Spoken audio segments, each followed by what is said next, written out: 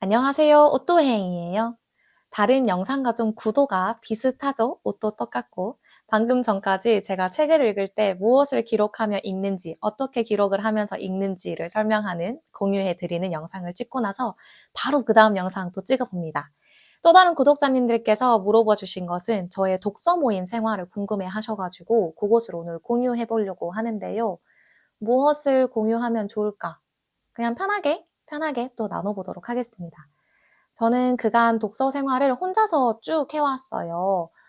그런데 이제 혼자서 생각하는 데에 분명히 한계가 있다라고 느껴지고 요즘 유튜브가 워낙에 많은 정보를 주고 좋은 생각들을 많이 주는 영상들이 많다 보니까 유튜브를 많이 이용하기는 했지만 그래도 직접적으로 누군가를 만나서 대화를 쌍방향적으로 나누는 것은 아니기 때문에 그것도 또 한계가 있더라고요.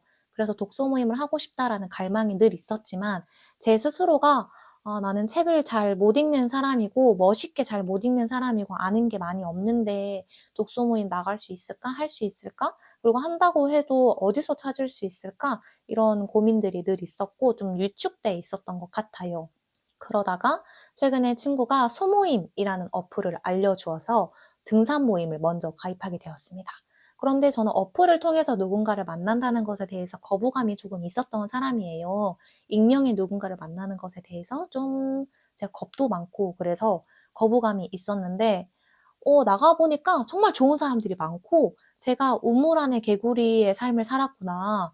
진짜 좁은 삶을 살았고 진짜 영역이 작았구나 라는 생각을 정말 많이 깨달았어요. 그리고 나서 그 어플에서 이제 독서 모임을 찾기 시작했죠. 그리고 적극적으로 찾아서 3개의 독서 모임을 들어가서 지금 활동을 하고 있는데요. 첫 번째 들어간 곳은 좀 일반적인 책을 다양하게 읽는 모임입니다. 2가지 유형의 독서 모임이 거기에 존재를 하는데요. 첫 번째는 자유독서 모임, 두 번째는 지정독서 모임이 있습니다. 첫 번째 자유독서 모임은 운영자님들 중에 한 분께서 되는 날, 되는 시간에 그 모임을 열어주시면 그때에 그냥 각자 읽고 싶은 책을 자유롭게 가지고 가서 한 2시간 정도, 1시간 반에서 2시간 정도 자기가 읽고 싶은 책을 읽습니다. 그리고 읽고 나서 1시간에서 2시간 정도 무슨 책을 읽었는지, 그리고 어떤 것을 느꼈는지, 어떤 것을 깨우쳤는지를 자신의 생각을 나누는 시간이 있고요. 나누면서 다른 회원님들께 발제를 해도 됩니다. 저는 오늘 사랑에 대한 책을 읽었고 사랑에 대해서 이 저자는 연민이라고 정의를 내립니다. 그런데 저 스스로 생각할 때의 사랑은 이러이러한 모습이라고 생각하는데요. 여러분들은 사랑을 어떻게 정의하실 수 있으시겠어요? 사랑이 무엇이라고 생각하세요? 이런 식으로 질문을 던지기도 합니다. 근데 신기하게도 자유독서다 보니까 각자 읽은 책이 다름에도 불구하고 모임이 끝날 때에는 뭔가 이야기가 이렇게 합일되는 듯한 느낌? 하나의 주제로 모이는 듯한 느낌을 제가 여러 번 받았습니다. 저번에는 제가 참을 수 없는 존재의 가벼움을 읽었고 운영자님께서는 먹고 기도하고 사랑하라를 읽었었고 다른 분은 크리스마스 캐롤을 읽었었고 또 다른 분은 파친코를 읽으셨었던가? 하고 이렇게 한 6명 정도가 모여서 모임을 했었는데 쭉 이야기를 하다 보니까 행복이란 무엇인가? 행복이란 우리 삶에 만족하면서 사는 것이 아닌가? 라는 것으로 이렇게 이야기가 흘러갔던 것 같아요. 그래서 참 또 난잡함 속에서 하나의 또 질서가 정립되어져 가는 그런 아름다움이 있는 자유독서 모임이 있고요. 두 번째는 지정독서 모임이 있어요. 운영자분께서 어떤 한 권의 책을 그냥 무슨 기준인지는 모르겠지만 그때쯤에 베스트셀러에 올라오는 책이거나 아니면 스테디셀러이거나 하는 책들이 주로 많이 올라오는 모임인데요. 지금 이 모임에서 열려있는 모임 지정독서 책은 첫 번째 유발 하라리의 넥서스가 하나 올라와 있고 엊그저께 노벨문학상을 받으신 한강 작가님의 소년이 온다가 올라와 있고 최진영 작가님의 쓰게 될 것이 어제 오픈이 되었더라고요. 그리고 트렌드 코리아 2025 이렇게 열려 있습니다.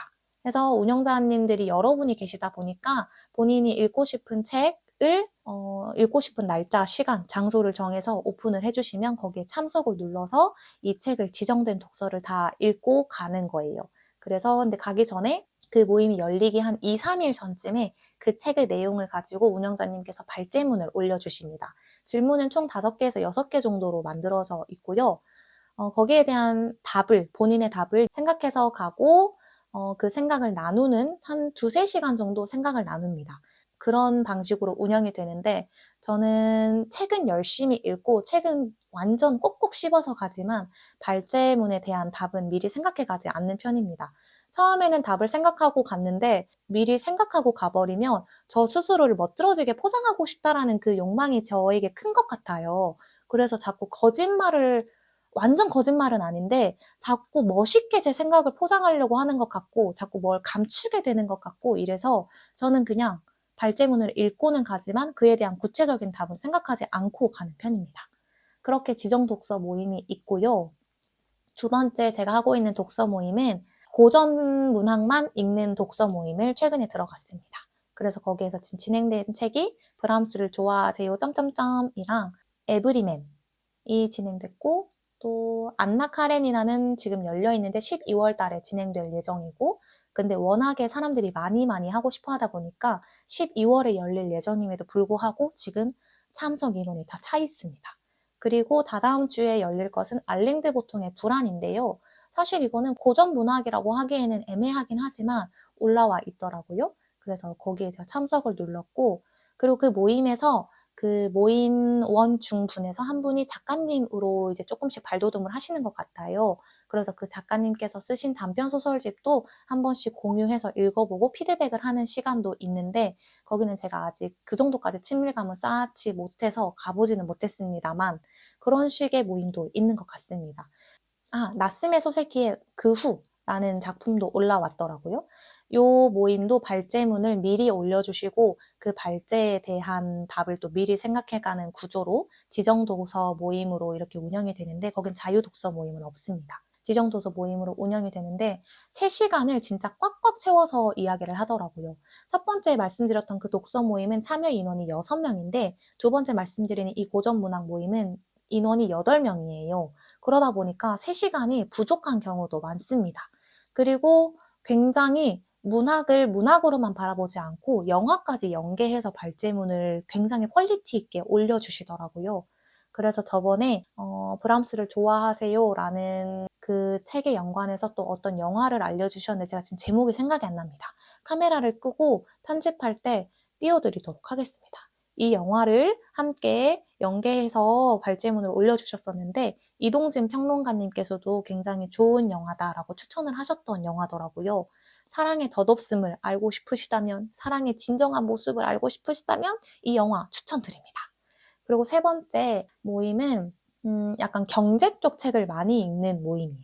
그래서 경제에 대한 진짜 찐 고수들이 모여있는 모임인데 저보다 나이대가 많으신 분들께서 좀 많이 있는 모임인데 저는 경제도서를 읽는 모임에는 아직 가지 않았습니다.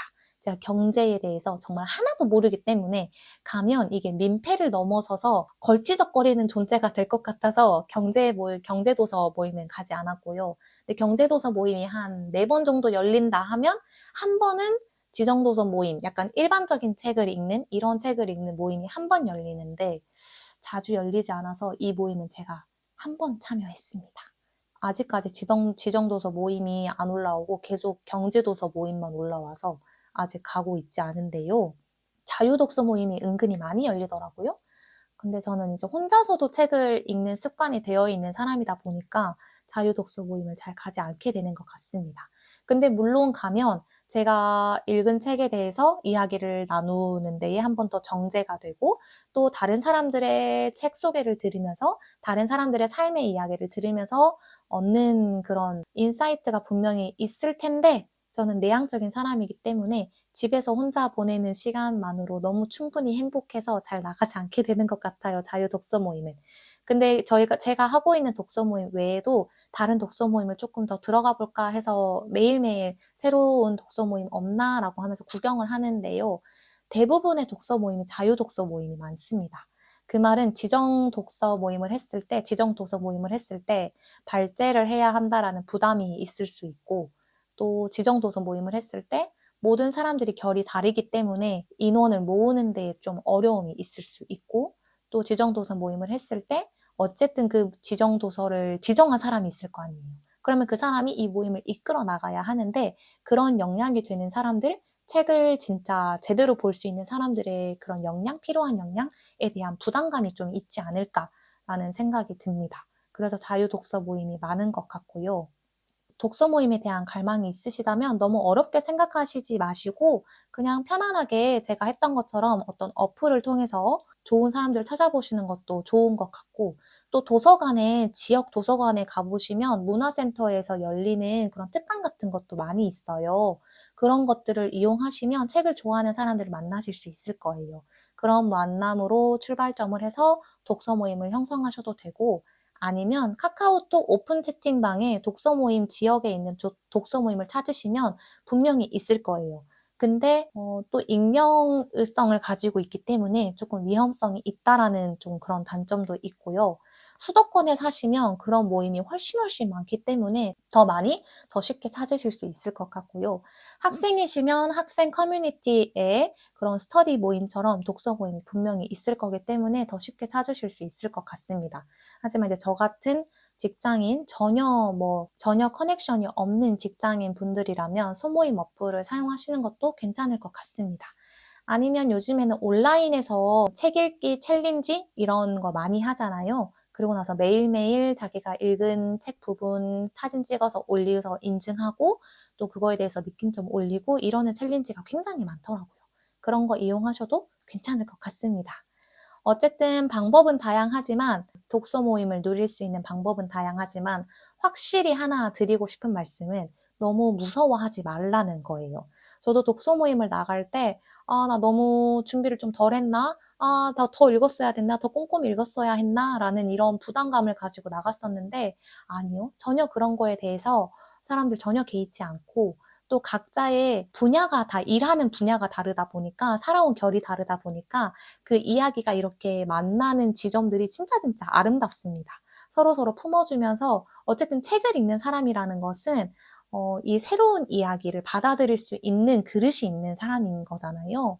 어느 정도 그 정도의 품을 수 있는 역량이 있는 분들의 모임이기 때문에 전혀 내가 너무 부족하면 어떡하지? 나 너무 못하면 어떡하지? 이런 걱정을 가지고 나가시기보다는 괜찮아 하고 편안한 마음으로 나가셔도 괜찮다는 말씀을 꼭 드리고 싶습니다.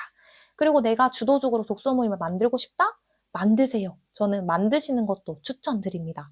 그러나 조금 결이 다른 사람이 왔을 때 감당할 수 있는 그런 단단함이 있으셔야 하긴 합니다. 그리고 최근에 또 많이들 하시는 독서 모임의 형태가 술과 함께하는 책 모임을 많이 하시더라고요. 제가 참여하고 있는 영어 회화 모임에서도 독서 모임을 하는데요. 자유 독서를 합니다. 근데 모이는데 늘 바에서 만나더라고요. 목요일 저녁 8시에 책을 한 권씩 들고 바에서 만나서 위스키 한 잔씩 마시면서 책을 읽고 약간 몽롱한 상태에서 무엇을 느꼈는지 나눔을 하고 헤어지는 그런 형식의 책 모임이 있고 얼마 전에 또 제 독서 모임 중에 한 곳에서는 캠핑장에 가서 책을 읽고 불멍을 하고 그 불멍과 함께 책에 또 느낀 점을 나누는 그런 모임을 또 하시더라고요. 그리고 제가 좋아하는 유튜버 분 중에 한 분도 또 바에서 친구들과 독서 모임을 하는데 친한 친구들하고 독서 모임을 하시더라고요. 낭독회 형식으로 하시더라고요. 술과 함께 책을 읽고 다 읽고 나서 좋았던 부분을 낭독하는 그런 방식으로 모임을 또 진행하시더라고요.